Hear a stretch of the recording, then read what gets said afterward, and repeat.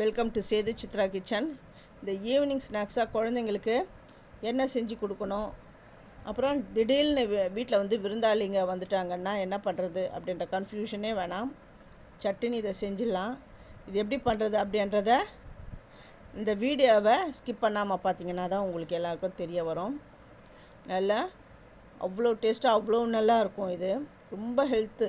ஏன்னா நம்ம ரேஷன் அரிசியில் தான் நம்ம செய்கிறோம்.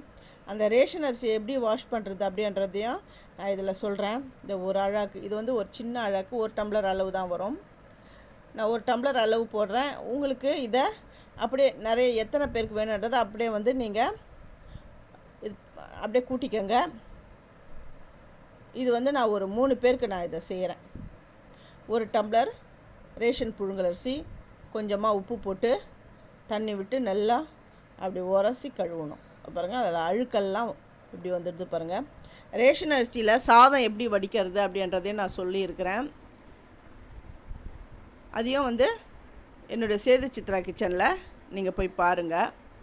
இந்த அரிசி வந்து இதில் வந்து நல்லா உப்பியாக நல்லா பெரிய பெரிய அரிசி வேறு கொஞ்சமாக அந்த அவல் மாதிரி இருக்கும். நான் கிட்ட உங்களுக்கு காட்டுறேன். அது ஏன் அப்படி இருக்குன்னு தெரியல. சில பேர் வந்து செறி ஊட்டப்பட்ட அரிசி அப்படின்றாங்க. இருந்தாலும் அந்த அரிசியெல்லாம் நான் எடுத்து போடலை, அதோடு தான் நான் செய்கிறேன். நல்லா வாஷ் பண்ணிட்டேன். ஏன்னா சில பேர் வந்து ரேஷன் அரிசியில் கொஞ்சம் ஸ்மெல் வருது அப்படின்றாங்க. இந்த மாதிரி வாஷ் பண்ணிங்கன்னா ஸ்மெல்லாம் வராது. இப்படி வாஷ் பண்ணிட்டு சாதம் கூட வடிக்கலாம். நீங்கள் இந்த மாதிரி கழுவிட்டு இப்போ என்ன பண்ணுங்கள், நல்லா சுடு தண்ணி ஊற்றி ஒரு 10 நிமிஷம் அப்படியே வச்சிட்டிங்கன்னா அதுக்கப்புறம் சாதம் வடிச்சிங்கன்னா சூப்பராக இருக்கும். நான் இப்போ வந்து இதில் வந்து குழிப்பணியாரம் மாதிரி நான் செய்ய போகிறேன்.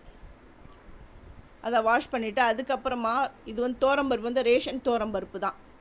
அது ஒரு 1/4 டம்ளர், 1 டம்ளர் அரிசிக்கு 1/4 டம்ளர் தோரம்பருப்பு எடுத்துகிட்டு இப்போது ஒரு 2 தடவை வாஷ் பண்ணிடுறேன். எல்லாம் வாஷ் பண்ணி எடுத்துன்னு வந்துட்டேன். இப்போ என்ன பண்ணணும் அப்படின்னா, நல்லா கொதிக்கிற தண்ணி, சுடு தண்ணி இருக்குது பாருங்கள், அதுதான் இது மூழ்கிற அளவுக்கு விட்டுட்டு அப்படியே மூடி போட்டு ஒரு 15 நிமிஷம் அப்படியே விட்டுடணும். இப்போ நான் தட்டு போட்டு மூடிடுறேன். 15 நிமிஷம் கழித்து நம்ம பார்க்கலாம். ஃபஸ்ட்டு என்னுடைய வீடியோவை பார்க்குறவங்க சப்ஸ்கிரைப் பண்ணலைன்னா சப்ஸ்கிரைப் பண்ணுங்கள், ஆல் என்ற ஆப்ஷனை தொடுங்க. அப்போ தான் நான் போகிற ஒரு வீடியோவுடைய நோட்டிஃபிகேஷனும் உங்களுக்கு காட்டும். உங்களுக்கும் யூஸ்ஃபுல்லாக இருக்கும். உங்களுக்கு பிடிச்சிருந்தா உங்கள் ஃப்ரெண்ட்ஸுக்கும் நீங்கள் ஷேர் பண்ணுங்கள். ஒரு 15 நிமிஷம் ஆகிடுது. அந்த தண்ணியெல்லாம் எடுத்துகிட்டு ஒரு மிக்ஸி ஜாரில் இந்த அரிசியெல்லாம் அப்படியே சேர்த்துட்டு நான் அரைச்சி எடுத்துன்னு வந்துடுறேன். இது வந்து மழைன்னு அரைக்கணும்னு அவசியமே கிடையாது. ஓரளவு கோர்ஸாக இருந்தால் போதும். இப்போ நான் அரைச்சி எடுத்துன்னு வந்து அதோடைய பதத்தை காட்டுறேன். இந்த பாருங்கள், இந்த அளவுக்கு அரைச்சி எடுத்துன்னு வந்துடுங்க. நீங்கள் கொஞ்சம் கெட்டியாக அரைச்சிங்கன்னா கூட வடை மாதிரி கூட செய்யலாம், அடை அந்த மாதிரி பண்ணலாம்.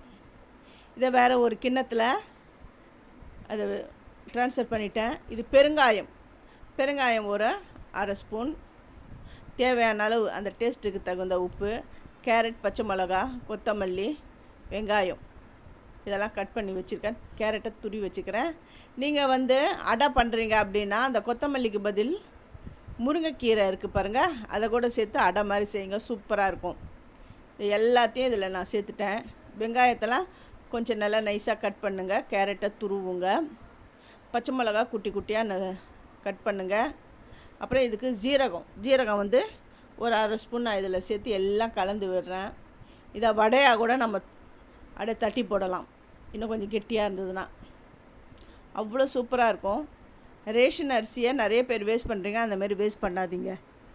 ரேஷன் அரிசி நம்ம கடையில் பணம் கொடுத்து நம்ம வாங்குகிற அரிசியை விட இந்த அரிசியில் தான் நல்லா ஊட்டச்சத்து இருக்குது. இந்த சுகர் பேஷண்ட்ஸுக்கெல்லாம் இந்த அரிசி நல்லது அப்படின்னு சொல்கிறாங்க.